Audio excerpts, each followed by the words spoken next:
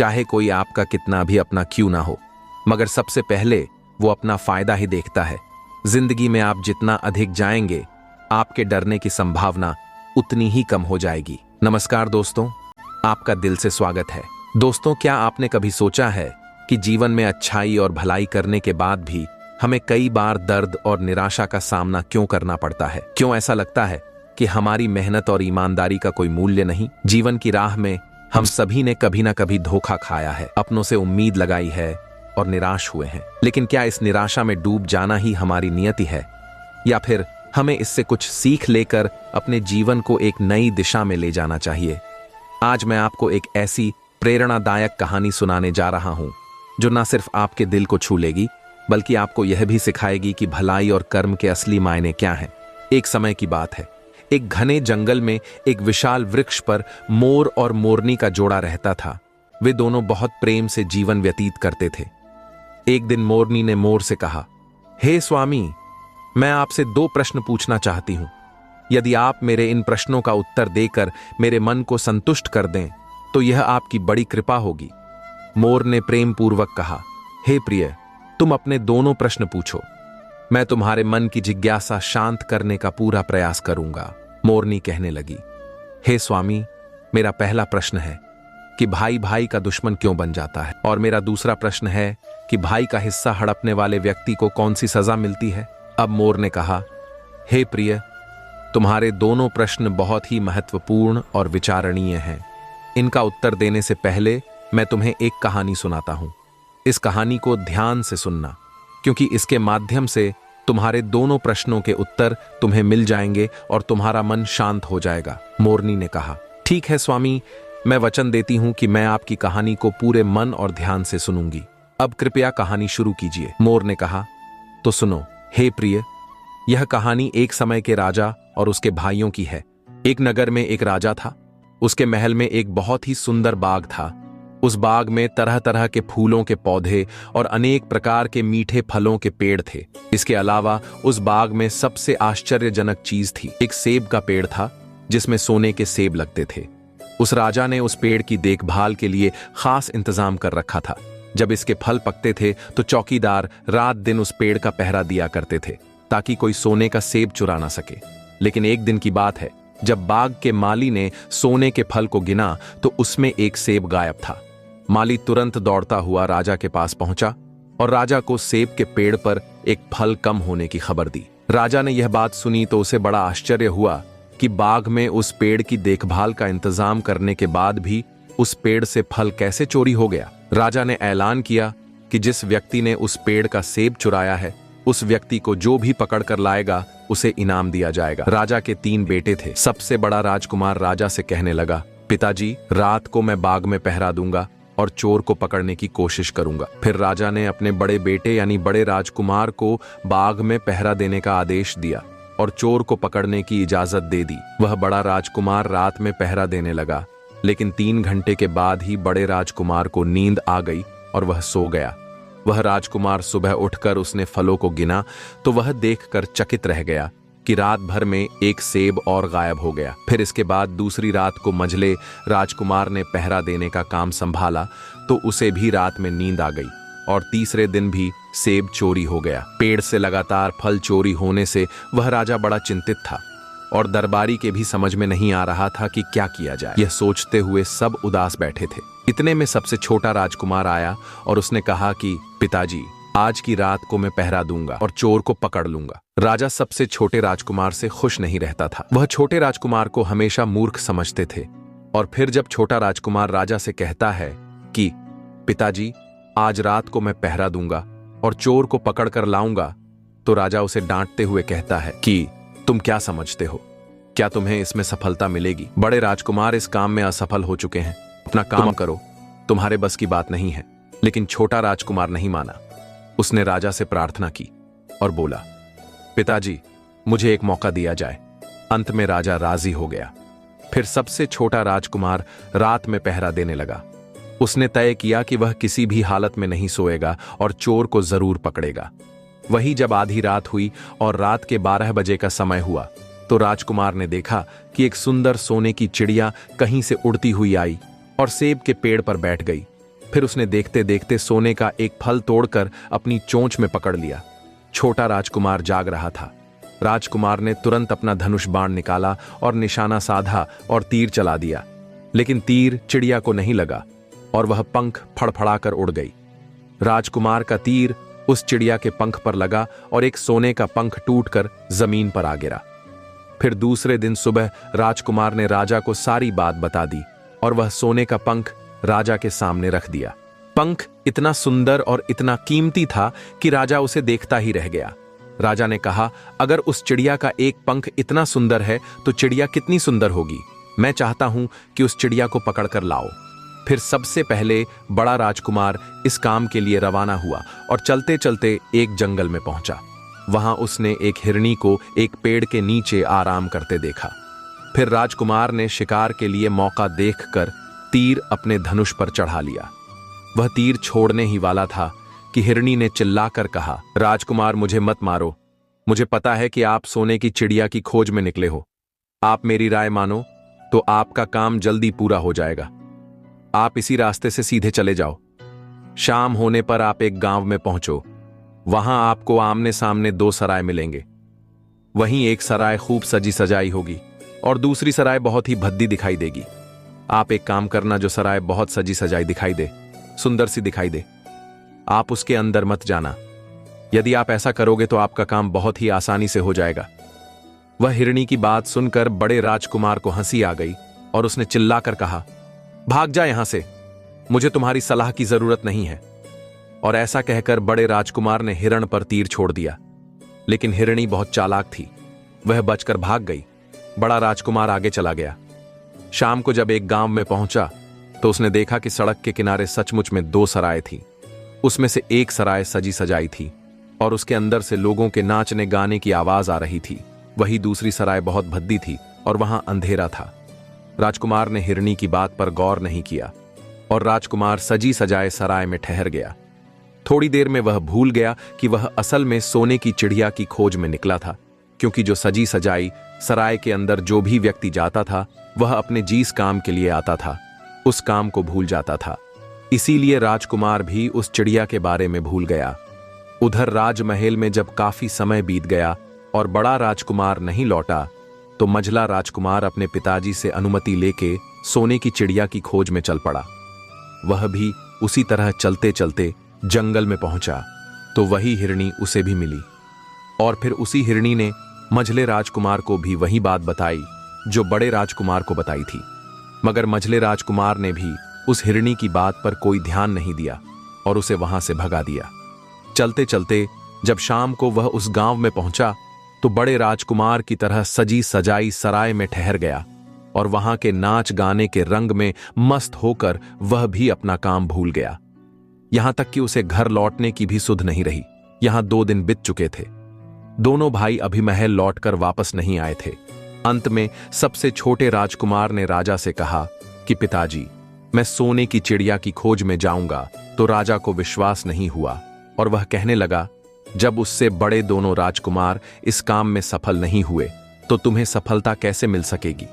लेकिन छोटे राजकुमार ने जिद की और उसके जिद करने पर राजा ने अपने छोटे राजकुमार को इजाजत दे दी। वह छोटा राजकुमार तैयार होकर सोने की चिड़िया की खोज में निकल गया। वह भी चलते चलते जंगल में पहुंच गया।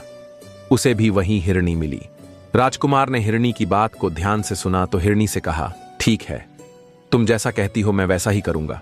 राजकुमार हिरनी से कहता है, अब तुम जाओ, मैं तुम्हें नहीं मारूंगा। छोटे राजकुमार की बात सुनकर के वह हिरनी खुश होकर बोली, तुम सबसे अच्छे राजकुमार मालूम पड़ते हो। तुमने मेरी बात का मजाक नहीं बनाया और मुझ पर तीर नहीं चलाया।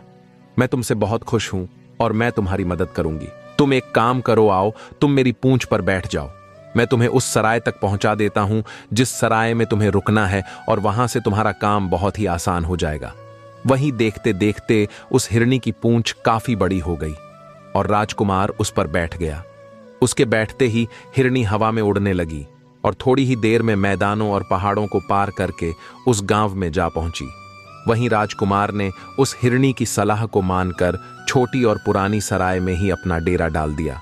वो सजी सजाई सराय में नहीं गया और उस दूसरी सजी सजाई सराय से काफी दूर रहा। फिर दूसरे दिन सुबह उठकर के जब वह आगे बढ़ा तो कुछ दूर चलने पर उसे वह हिरनी फिर से रास्ते में मिल गई। हिरनी ने उससे कहा, अब मैं तुम्हें बताती हूं कि आगे तुम्हें क्या करना है। हिरनी ने कहा, तुम सीधे चलो, आगे चलने पर तुम्हें एक बहुत बड़ा किला मिलेगा जिस पर सिपाही पहरा देते होंगे। तुम सिपाहियों से डरना नहीं और सीधे अंदर चले जाना, क्योंकि उस समय वह सिपाही सो रहे होंगे, और तुम बेधड़क होकर किले में घुसते जाना और उनके कमरों को पार करते हुए उस जगह पर पहुंच जाना जहां लकड़ी के एक मामूली पिंजरे में सोने की चिड़िया बंद होगी, और वहां पर पहुंच करके तुम चिड़िया को पिंजरे से सहित उठाकर किले से बाहर ले आना। लेकिन एक बात याद रखना, चिड़िया के पिंजरे के पास ही एक बहुत सुंदर सा सोने का पिंजरा भी तुम्हें दिखाई देगा। तुम भूलकर भी उस सोने की चिड़िया को सोने के पिंजरे में मत रखना। तुम उसमें रखने की कोशिश करोगे तो बाद में पछताओगे। और फिर ऐसा कहकर हिरनी ने राजकुमार को फिर से अपनी पूंछ पर बिठाया और थोड़ी ही देर में उस किले के पास पहुंचा दिया। अब राजकुमार ने किले के पास जाकर देखा कि सचमुच उसके पहरेदार सो रहे थे, और फिर छोटा राजकुमार बिना डरे हुए सीधा महल में घुस गया और थोड़ी ही देर के बाद उस कमरे में जा पहुंचा जहां सोने की चिड़िया एक पिंजरे में बैठी हुई थी। उस पिंजरे के पास ही सोने के 3 सेब पड़े हुए थे। फिर तो उन तीनों सेबों देखकर राजकुमार ने तुरंत पहचान लिया कि यह तीनों सोने के सेब उसके पिता के बाग के ही हैं। सोने की चिड़िया इतनी सुंदर थी कि राजकुमार उस चिड़िया को देखता ही रह गया, और वह उस चिड़िया को उठाकर लाने ही वाला था कि उसकी नजर पास ही पड़े एक सुंदर से पिंजरे पर पड़ गई। वह पिंजरा बहुत ही सुंदर था और उसमें तरह तरह के कीमती पत्थर जड़े हुए थे। और फिर उस सुंदर सोने के पिंजरे को देखकर छोटे राजकुमार के मन में लालच आ गया, और उसने सोने की चिड़िया के लिए वही पिंजरा ठीक समझा, और राजकुमार हिरनी की बात को भूल गया कि उसने सोने के पिंजरे को छूने के लिए मना किया था। मगर राजकुमार हिरनी की बात भूलकर और उसने सोने की चिड़िया को लकड़ी के पिंजरे से निकालकर उस सोने के पिंजरे में बंद कर दिया। लेकिन नए पिंजरे में आते ही वह सोने की चिड़िया जोर जोर से शोर मचाने लगी, और राजकुमार पिंजरे को उठाकर कमरे से बाहर भी नहीं निकल पाया था, क्योंकि चिड़िया के शोर मचाने पर उसकी आवाज से सिपाही कमरे में पहुंच गए और उन्होंने राजकुमार को पकड़ लिया। फिर राजकुमार को अपनी भूल का पता चला। उसे याद आया कि हिरनी ने उसे क्या कहा था, लेकिन अब क्या हो सकता था। सिपाही उस छोटे राजकुमार को पकड़कर राजा के दरबार में ले गए कि पूछने पर राजकुमार ने सारी बात राजा को बता दी। फिर राजकुमार की बात को सुनकर राजा ने कहा, तुम मेरे महल में चोरी करने के लिए घुसे थे, मैं तुमको माफ नहीं कर सकता। तुम्हें फांसी की सजा दी जाएगी, लेकिन मैं तुम्हें एक मौका दे सकता हूं। अगर तुम मेरे लिए सोने का घोड़ा लाकर दो तो मैं तुम्हें न सिर्फ छोड़ दूंगा बल्कि सोने की चिड़िया भी तुमको दे दूंगा। राजकुमार को अपनी जान बचाने के लिए राजा की शर्त माननी पड़ी, और वह सोने के घोड़े की तलाश में निकल पड़ा। वह किले के बाहर जाने पर छोटे राजकुमार ने देखा कि हिरनी उसका इंतजार कर रही है, और फिर उसने हिरनी को सारी बातें बताई। तो हिरनी ने निराश होते हुए कहा कि मैं अब तुम्हारी कोई मदद नहीं करूंगी। तुमने मेरे कहने के अनुसार काम नहीं किया। मैंने जिस तरह से कहा था, अगर तुम उस तरह से काम करते तो मुसीबत में नहीं फंसते और सोने की चिड़िया भी तुम्हारे हाथ में होती। वह राजकुमार बोला, मुझे माफ कर दो, मुझसे गलती हो गई। मेरा काम तुम्हारी सहायता के बिना पूरा नहीं होगा। मुझे राजा ने सोने का घोड़ा लाने के लिए कहा है, वरना वह मुझे फांसी पर चढ़ा देगा। वो राजकुमार की बात को सुनकर हिरनी ने कहा, खैर, मैं तुम्हें माफ करती हूं। अब तुम ऐसा करो, मेरी पूंछ पर बैठ जाओ। फिर हिरनी कहने लगी, चलो चले, कुछ दूर जाने पर तुम्हें एक दूसरा किला मिलेगा। इस किले की घुड़साल में तुम्हें सोने का घोड़ा बंधा हुआ मिलेगा। महल के नौकर चाकर सब सो रहे होंगे। तुम चुपचाप जाना और घोड़े को खोल लेना, लेकिन एक बात याद रखना, वहां घोड़े के पास में ही घोड़े पर कसने के लिए 2 जीन रखी होगी। उनमें से एक तो बहुत पुरानी चमड़े की जीन होगी और दूसरी सोने की जीन होगी। तुम सोने की जीन को छूना भी मत, और उस घोड़े पर पुरानी चमड़े की जीन को कसकर सवार हो जाना और उसे दौड़ाते हुए किले से बाहर चले आना। वही हिरनी की बात सुनकर छोटे राजकुमार ने वादा किया कि वह ठीक वैसा ही करेगा, और फिर हिरण ने उस छोटे राजकुमार को अपनी पूंछ पर बैठाया और कुछ ही देर में उस किले के पास पहुंचा दिया। वहीं किले के पास पहुंचते ही हिरणी ने राजकुमार को उतारा और फिर वहां से चली गई। राजकुमार सीधा जल्दी से किले में घुस गया। अंदर जाकर उसने देखा कि वहां के सभी नौकर चाकर सोए हुए थे और फिर थोड़ी ही देर में वह किले की घुड़साल में पहुंच गया। राजकुमार ने पास जाकर देखा तो वह घोड़ा सचमुच सोने का था। ऐसा सुंदर घोड़ा उसने सपने में भी नहीं देखा था। राजकुमार ने आगे बढ़कर उस सोने के घोड़े को खोल लिया। जब वह बाहर निकलने लगा तो उसकी नजर एक कोने में पड़ी सोने की जीन पर पड़ी। वह जीन बहुत ही सुंदर थी। उसमें हीरे मोती जड़े हुए थे। उसके पास ही एक फटी पुरानी चमड़े की जीन पड़ी हुई थी। वह राजकुमार सोचने लगा कि इतने सुंदर घोड़े पर यह पुराने चमड़े की जीन कसना राजकुमार को शोभा नहीं देगा, और फिर ऐसा सोच करके वह राजकुमार सोने की जीन को उठा लेता है और घोड़े पर कसना शुरू कर देता है।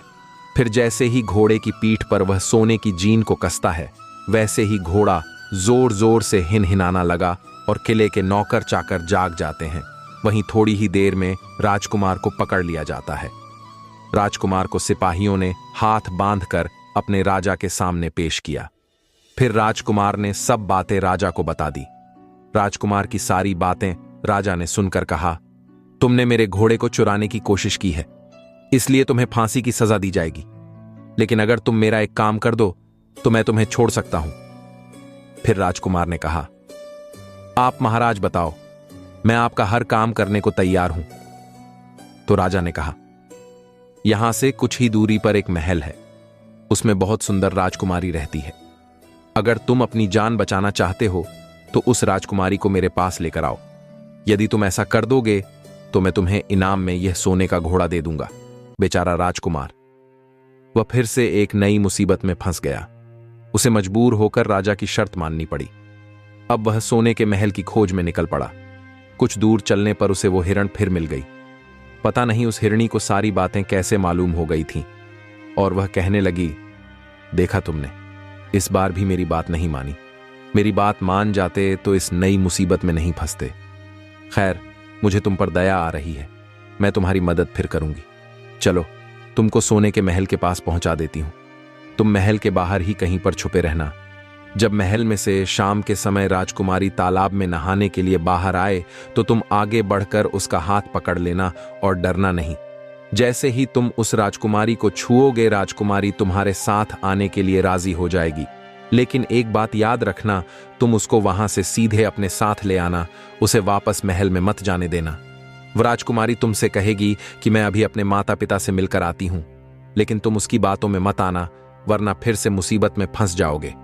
फिर ऐसा कहते हुए हिरण ने फिर से उस छोटे राजकुमार को अपनी पूंछ पर बिठा लिया, और देखते ही देखते वह हिरणी हवा में उड़ती हुई कुछ देर के बाद उस सोने के महल के पास जा पहुंची।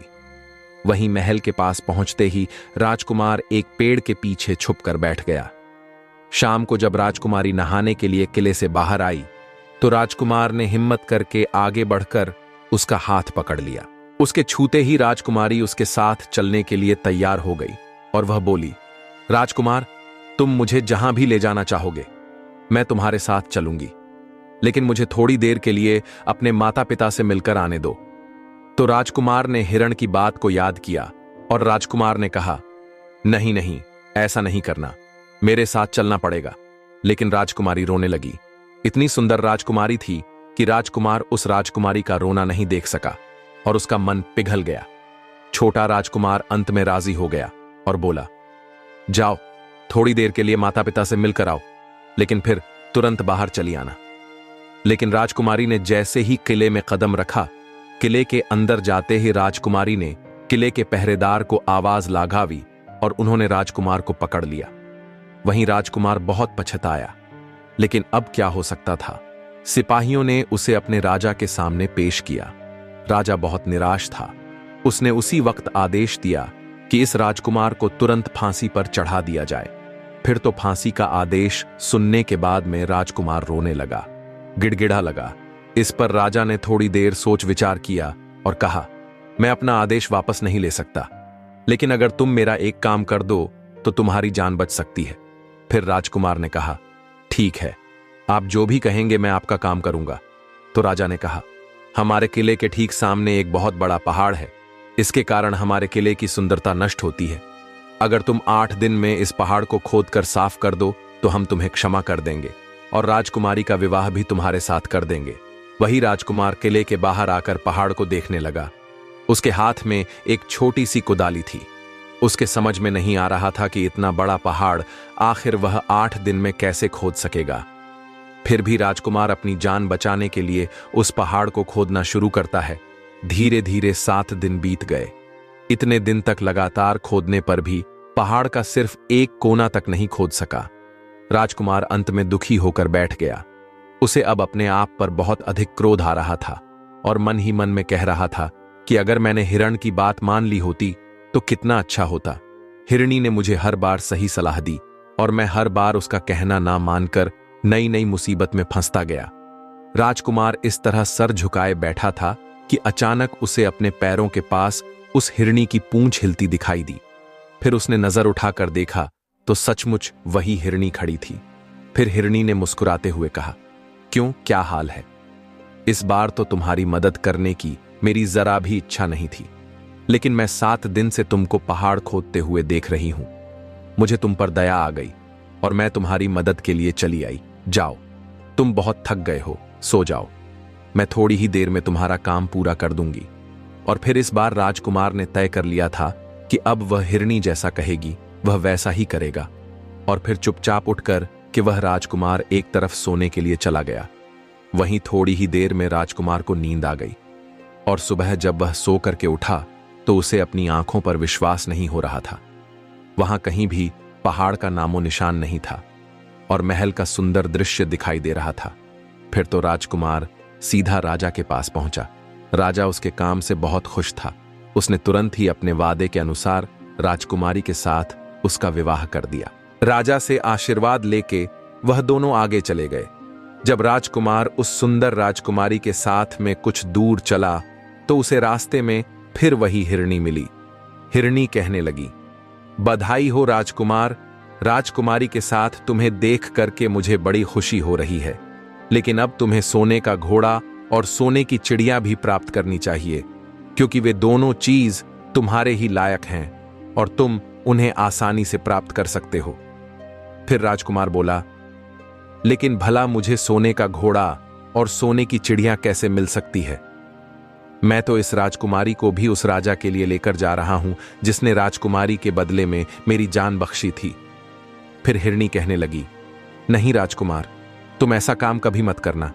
इस राजकुमारी के साथ में तुम्हारा विवाह हुआ है, अब यह सिर्फ तुम्हारी है। अगर तुम मेरे कहने के अनुसार काम करो तो तुम्हें सोने का घोड़ा और सोने की चिड़िया भी मिल जाएगी। तुम सबसे पहले इस राजकुमारी को लेकर सोने के घोड़े वाले राजा के पास जाओ। राजा जब राजकुमारी को देखेगा तो खुश हो जाएगा और खुश होकर वह तुमको सोने का घोड़ा दे देगा। फिर तुम घोड़े पर सवार हो जाना और सवार होकर के सबसे विदा लेना। वहीं राजकुमारी से तुम बाद में विदा लेना और जैसे ही तुम राजकुमारी के पास पहुंचो तो तुम राजकुमारी का हाथ पकड़कर घोड़े के ऊपर खींच लेना और घोड़े को दौड़ा देना, क्योंकि सोने का घोड़ा इतना तेज दौड़ता है कि दुनिया का तेज से तेज घोड़ा भी उसकी बराबरी नहीं कर सकता है। जाओ, तुम पहले इतना काम पूरा करो, इसके बाद आगे क्या करना है बाद का काम मैं बाद में बताऊंगा। जब तुम घोड़ा और राजकुमारी को लेकर आओगे तो तुम्हें वहां आगे मैं रास्ते में फिर मिलूंगी। राजकुमार ने ठीक वैसा ही किया जैसा हिरणी ने उससे कहा था। वह सीधा सोने के घोड़े वाले राजा के पास पहुंचा। वह राजा राजकुमारी को देखकर बहुत खुश हुआ और जब सोने के घोड़े वाले राजा ने खुश होकर उसे इनाम में सोने का घोड़ा दिया तो राजकुमार उस पर सवार हो गया और सबसे विदा लेने लगा। अंत में वह राजकुमार राजकुमारी को उठाकर घोड़े पर बैठाकर घोड़े को तेजी से दौड़ाता हुआ किले से बहुत दूर निकल गया। वहीं रास्ते में एक पेड़ के नीचे हिरणी उसका इंतजार कर रही थी और उसे देखकर हिरणी बोली, बहुत अच्छे, अब तुम सोने की चिड़िया भी प्राप्त कर लो। जब तुम सोने की चिड़िया वाले राजा के पास पहुंचेंगे तो वह इस घोड़े को देख करके बहुत ही खुश होगा। तो तुम उससे कहना कि पहले सोने की चिड़िया का पिंजरा मेरे हाथ में दे दो, तब मैं यह घोड़ा तुमको दूंगा। फिर जैसे ही राजा जब वह पिंजरा तुम्हारे पास लाए तो तुम पिंजरा उसके हाथ से छीन लेना और घोड़े को दौड़ा देना। बस ऐसे चिड़िया तुमको मिल जाएगी और कोई तुम्हें पकड़ भी नहीं सकेगा। इस बार भी राजकुमार ने ठीक वैसा ही किया जैसा हिरणी ने बताया था और वह राजकुमारी के साथ ही घोड़े पर बैठा रहा। और जब राजा ने उससे सोने का घोड़ा मांगा तो राजकुमार ने कहा कि आप पहले सोने की चिड़िया का पिंजरा मुझे दीजिए। राजा ने कहा, ठीक है। राजा ने उसके हाथ में सोने की चिड़िया का पिंजरा दिया तो उसने तुरंत घोड़े को तेजी से भगा दिया। सोने का घोड़ा हवा से बातें करने लगा। वहीं कुछ दूर चलने पर हिरनी फिर उसे मिल गई। राजकुमार ने उससे कहा, तुमने मेरी बहुत बड़ी मदद की है। तुम्हारी वजह से मुझे ना सिर्फ सोने की चिड़िया मिली बल्कि सोने का घोड़ा और इतनी सुंदर राजकुमारी भी मिल गई। बताओ मैं तुम्हें क्या इनाम दूं? मैं तुमको कुछ ना कुछ देना चाहता हूं। फिर राजकुमार की बात को सुनकर वह हिरनी कहने लगी, अगर तुम खुश हो तो मेरा एक काम कर दो। तुम मुझ पर एक तीर चला करके मुझे मार दो। इस समय तुम यही सबसे बड़ा काम मेरे लिए कर सकते हो। फिर हिरनी की बात सुनकर राजकुमार कहने लगा, भला ऐसा कैसे हो सकता है? तुमने मेरी इतनी मदद की है और मैं बदले में तुम्हें मार दूं? ऐसा कभी नहीं कर सकता। फिर तो ऐसा सुनकर के वह हिरनी बहुत दुखी हुई और बोली, अगर तुम मेरा यह काम नहीं कर सकते हो तो फिर ठीक है, जाओ। लेकिन जाने से पहले तुम्हारी भलाई के लिए मैं तुम्हें 2 बातें बता रही हूं। हमेशा ध्यान रखना। पहली बात तो यह है कि कभी भी किसी भी कुएं की दीवार पर मत बैठना, और दूसरी बात, ऐसे लोगों के लिए कभी धन खर्च मत करना जिन्हें फांसी मिलने वाली हो।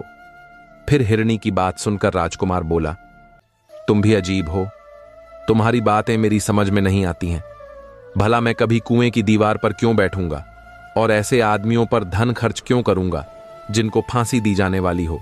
लेकिन हिरनी ने उसकी बात का कोई जवाब नहीं दिया और अलविदा कह करके हिरनी वहां से चली गई।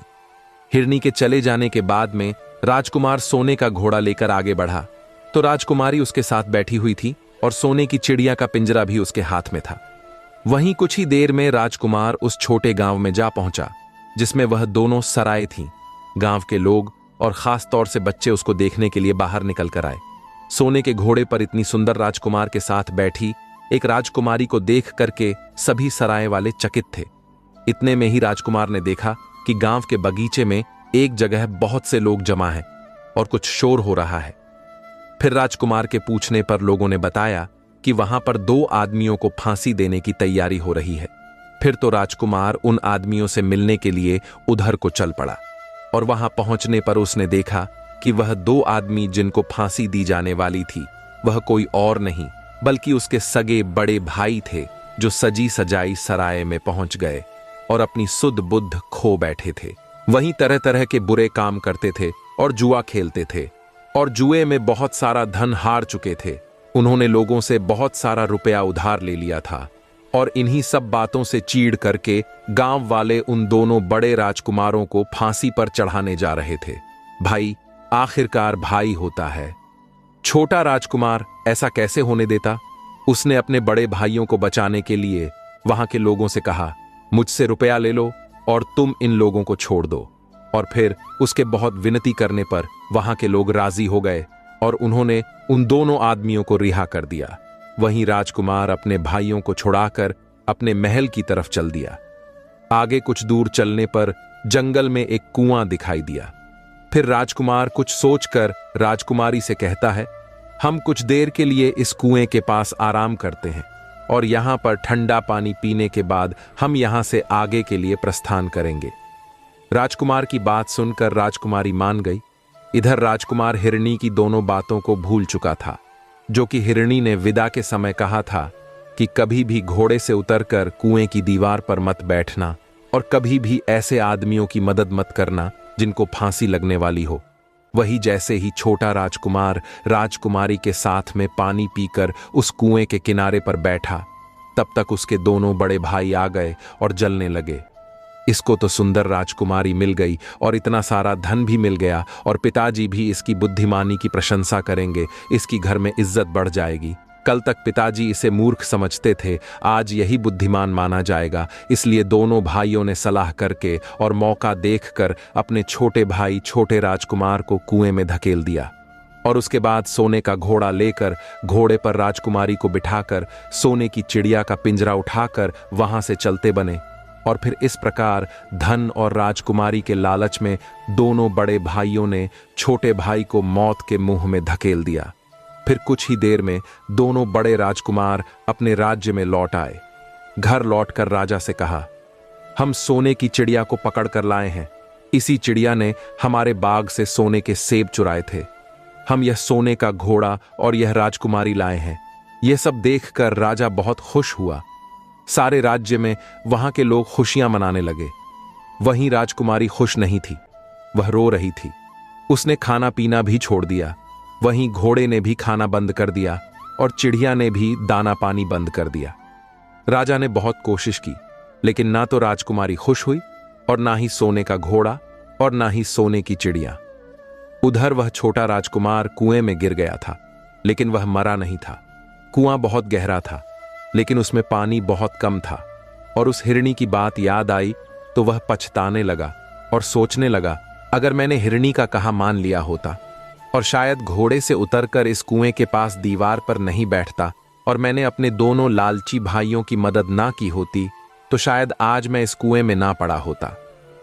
उस राजकुमार ने जैसे ही हिरनी को पुनः याद किया, हिरनी कुएं पर आ पहुंची और बोली, देखा राजकुमार, मैंने पहले ही तुम्हें समझाया था कि किसी कुएं की दीवार पर मत बैठना और ऐसे आदमियों की मदद मत करना जिन्हें फांसी दी जाने वाली हो, लेकिन तुम नहीं माने। खैर चलो, अब आखिरी बार मैं फिर तुम्हारी मदद कर देती हूं। तुम मेरी पूंछ पकड़ करके कुएं से बाहर निकल आओ। और ऐसा करके हिरनी ने अपनी पूंछ कुएं में लटका दी। देखते ही देखते पूंछ इतनी लंबी हो गई कि कुएं के अंदर पड़े राजकुमार के पास तक जा पहुंची। वहीं राजकुमार पूंछ को पकड़ के राजकुमार कुएं से बाहर निकल आया और फिर हिरनी ने उससे कहा, अब तुम अपने घर जाओ, लेकिन जरा होशियार रहना। तुम्हारे भाई तुम्हारी जान के दुश्मन हैं, वह लोग निश्चित तुम्हें मार देंगे। राजकुमार ने हिरनी को धन्यवाद किया और वो राजकुमार घर की ओर चल पड़ा। अपने राज्य में पहुंचने पर उसे एक भिखारी मिला, तो भिखारी को उसने अपने सुंदर कपड़े दान में दे दिए और उसके फटे पुराने कपड़े पहन लिए। इस तरह भेष बदलकर वह छोटा राजकुमार अपने किले में पहुंच गया। और वहां उसके पहुंचने पर एक बड़ी आश्चर्यजनक बात हुई। सोने का घोड़ा खुशी से नाचने लगा और दाना खाने लगा। सोने की चिड़िया भी अपने पिंजरे में खुशी से फुदकने लगी और गाना गाने लगी। राजकुमारी ने भी अपने आंसू पोंछ लिए और वह भी खुश दिखाई देने लगी। इतना होने पर भी राजा की समझ में कुछ नहीं आया। फिर उसने राजकुमारी से इस खुशी का कारण पूछा तो राजकुमारी बोली, मैंने तो पहले ही आपको सारी कहानी बता दी थी। आपके बड़े और मंझले राजकुमार ने छोटे राजकुमार के साथ धोखा किया है। इन्होंने आपके साथ भी धोखा किया है, लेकिन अब आपका छोटा राजकुमार यहां पर पहुंच चुका है, इसलिए मुझे बहुत खुशी हो रही है। उसी के साथ मेरी शादी हुई है और मैं उसी के साथ खुश रह सकती हूं। फिर राजकुमारी ने राजा से इतनी बात कहकर सामने एक मैले फटे पुराने कपड़े पहने एक आदमी की तरफ इशारा किया और बोली, महाराज वो देखो, आपका छोटा राजकुमार खड़ा है। राजा ने भी अपने छोटे राजकुमार को पहचान लिया और उस राजा ने अपने छोटे बेटे के बारे में विचार बदल दिए। वो सोचने लगे, मेरा छोटा बेटा मूर्ख नहीं बल्कि सबसे होनहार और बुद्धिमान है। अब तो वह उसको बहुत ही समझदार और बहादुर मानने लगा और अपने सबसे छोटे बेटे को सबसे अधिक प्यार करने लगा। और फिर राजा ने छोटे राजकुमार को राजगद्दी पर बिठाने का निश्चय किया। वही राजा ने कहा कि भाई को कभी भी भाई की पत्नी को हड़पना नहीं चाहिए और ना ही भाई का कभी हिस्सा हड़पना चाहिए, ना ही लालच में आकर के भाई को मौत के घाट उतारना चाहिए। जो भी भाई अपने भाई के साथ में ऐसा करता है उसे दंडित अवश्य किया जाना चाहिए। राजा कहता है कि बड़े और मझले राजकुमार ने अपने छोटे भाई को ही धोखा नहीं दिया बल्कि राजा को भी धोखा दिया है। इससे राजा अपने बड़े राजकुमारों से बहुत नाराज था और फिर उसने दोनों बड़े राजकुमारों को सजा देने का ऐलान किया और अपने राज्य से हमेशा के लिए निकलवा दिया। और राजा कहने लगा, जो भाई भाई की पत्नी को छीन लेता है, जो भाई के साथ में गलत व्यवहार करता है, जो भाई के धन को हड़पता है, ऐसे भाई को हमेशा के लिए घर से बेघर होना पड़ता है। यही विधि का विधान है। जब राजा ने अपने दोनों बड़े राजकुमारों को राज्य से हमेशा के लिए निकलवा दिया, उसके बाद में बड़ी धूमधाम के साथ राजकुमारी के साथ राजकुमार का विवाह किया और फिर छोटा राजकुमार राजकुमारी के साथ में सुखी से रहने लगा।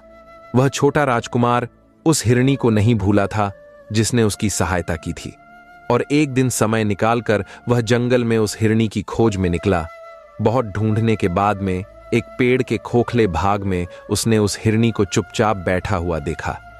हिरणी बहुत उदास थी और पहले से बहुत ज्यादा कमजोर हो गई थी। राजकुमार को देखते ही हिरणी ने उसे पहचान लिया और कहा, आओ राजकुमार, आज इधर कैसे आना हुआ? तो राजकुमार ने कहा, मैं आज तुम्हें ही ढूंढने के लिए आया हूं। चलो मेरे बाग में आराम से रहना, वहां तुम्हें किसी तरह की तकलीफ नहीं होगी। यहां तो जंगल में तुम्हें खाने पीने की तकलीफ होती होगी और जंगली जानवरों और शिकारी का डर हमेशा बना रहता होगा। हिरणी ने कहा, नहीं राजकुमार, मैं यहां पर ठीक हूं, और भला अब तुम्हें मेरे दुखों से क्या लेना देना? तुम्हारा काम निकल गया। अब तुम राजकुमारी के साथ में सुखपूर्वक अपने महल में राज करो। फिर हिरणी की बात सुनकर छोटा राजकुमार बोला, नहीं, तुमने मुझ पर बड़ा उपकार किया है। मैं तुम्हें इनाम देना चाहता हूं और अपने साथ ही रखना चाहता हूं। राजकुमारी भी बहुत खुश होगी, वह भी तुमसे मिलना चाहती है। तो हिरणी ने कहा, अगर तुम सचमुच मुझे इनाम देना चाहते हो तो मेरा एक काम कर दो। मैंने तुमसे पहले भी कहा था कि तुम तीर चलाकर मुझे मार दो, इसी से मेरा लाभ होगा। असल में मैं तुम्हें अपनी कहानी सुनाती हूं। एक जादूगर ने मुझ पर जादू कर रखा है। मैं हिरणी नहीं हूं, मुझे उसके जादू के प्रभाव से हिरणी के रूप में रहना पड़ रहा है। मैं तो इस देश का राजकुमार हूं जहां की राजकुमारी से तुम्हारा विवाह हुआ है। असल में वह राजकुमारी मेरी छोटी बहन है जिसके साथ में तुम्हारा विवाह हुआ है। अगर तुम तीर चलाकर मुझे मार दोगे तो मैं इस जादू के प्रभाव से मुक्त हो जाऊंगा और फिर से राजकुमार बनकर अपने देश लौट सकूंगा।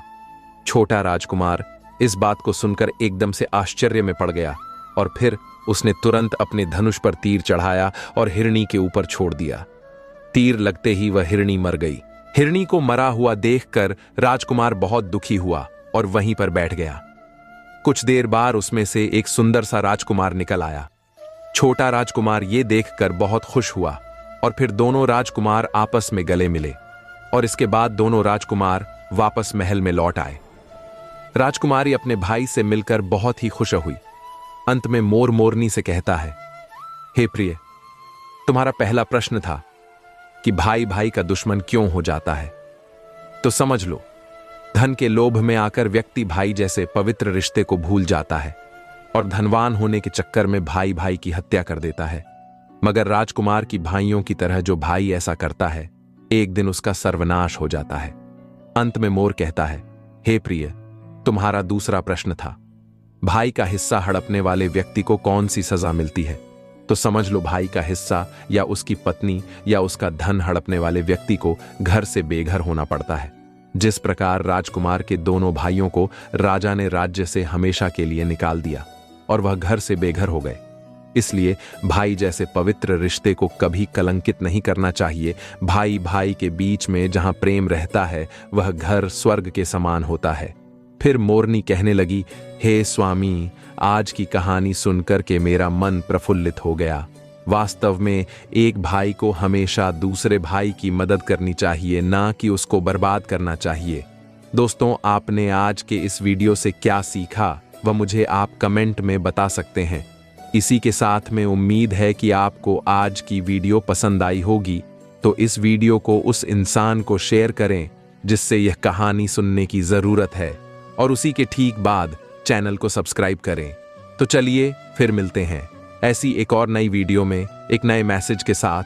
तब तक के लिए अपना ख्याल रखें। धन्यवाद।